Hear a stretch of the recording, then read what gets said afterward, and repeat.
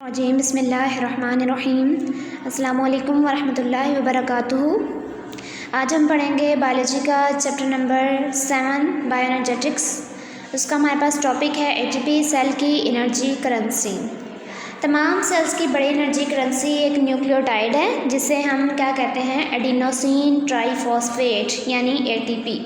ठीक है, जितने भी सेल्स हैं हमारे सेल्स होते हैं, जितने भी सेल्स हैं उनकी बड़ी एनर्जी करेंसी एक न्यूक्लियोटाइड होता है जिसे हम एटीपी कहते हैं। ठीक है, और ये सेल के ज़्यादातर फ़ाल मसलन मैक्रोमोलिक्यूल्स की तैयारी, हरकत, नव इम्पल्स की तरसील, एक्टिव ट्रांसपोर्ट, एक्सोसाइटोसिस, एंडोसाइटोसिस वगैरह के एनर्जी का अहम ज़रिया है। मैक्रोमोलिक्यूल्स में हमारे पास आ जाते हैं डीएनए। मैक्रो कहते हैं हम हमेशा बड़े मोलिक्यूल्स को। ठीक है, तो उसमें हमारे पास डीएनए है, आरएनए है और प्रोटीन्स हैं।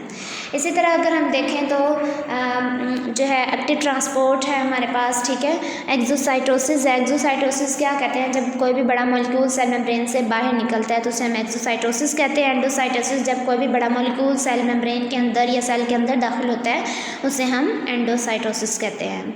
अब एटीपी की एनर्जी ज़ख़ीरा करने और फिर खारिज करने की जो सलाहियत है वो उसके मॉलिक्यूल की साख पर होती है। ठीक है, अब आपको इसकी साख नीचे दिखाई हुई है कि यहाँ पर ये देखें, ये इसकी साख्त है जो ब्लू कलर की आपको डायग्राम नज़र आ रही है। ठीक है, ये इसकी साख दिखाई हुई है उन्होंने, पूरा जो ये ब्लॉक है।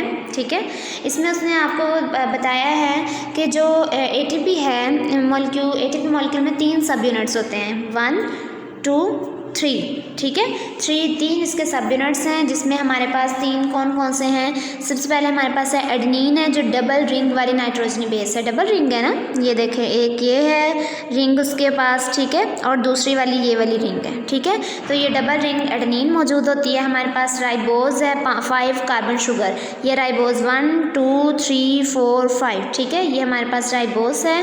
उसके बाद सीधी चेन में लगे 3 फॉस्फेट हैं, ये हमारे पास 3 फॉस्फेट हैं। तो ये हमारे पास एडेनिन का स्ट्रक्चर है।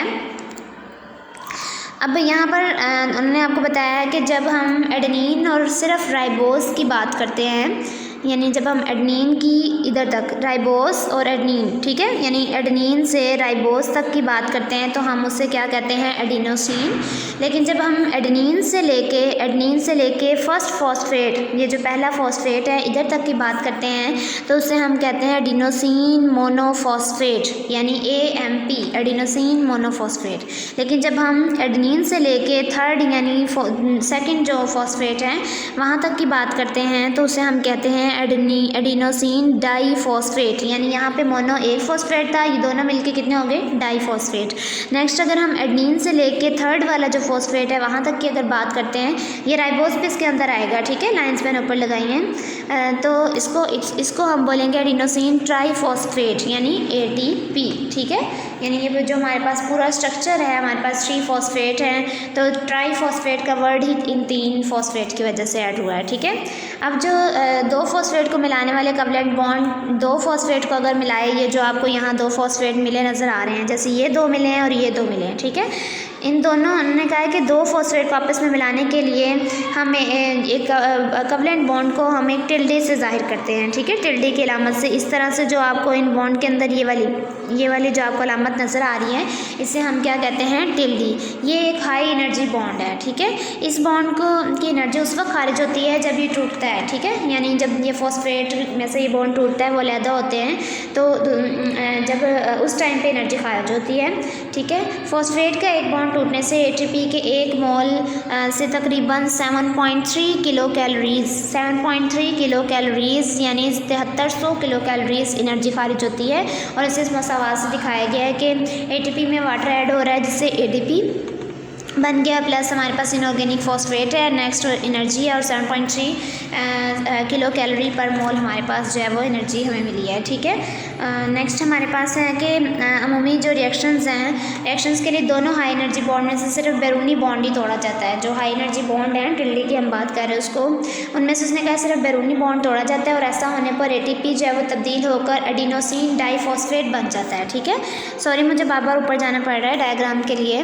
तो यहाँ उसने कहा है कि जब हम इसका बैरूनी, ये बाहर वाला, अगर हम इसका बॉन्ड जब तोड़ देते हैं तो हमारे पास एडिनोसिन डाईफॉस्फेट बच जाता है। ठीक है, हमारे पास क्या बच रहा है, एडिनोसिन ट्राइफॉस्फेट जो है वो तब्दील होकर किस में तब्दील हो जाता है, एडिनोसिन डाइफॉस्फेट में, और इससे एक पीआई खारिज हो, यानी जो इनऑर्गेनिक फॉस्फेट है वो खारिज हो जाता है। ठीक है, हमने कहा ना कि बैरूनी बॉन्ड तोड़ा जाता है तो उसमें से एक इनऑर्गेनिक फॉस्फेट खारिज हो जाता है, हमारे पास एडीपी आ जाता है।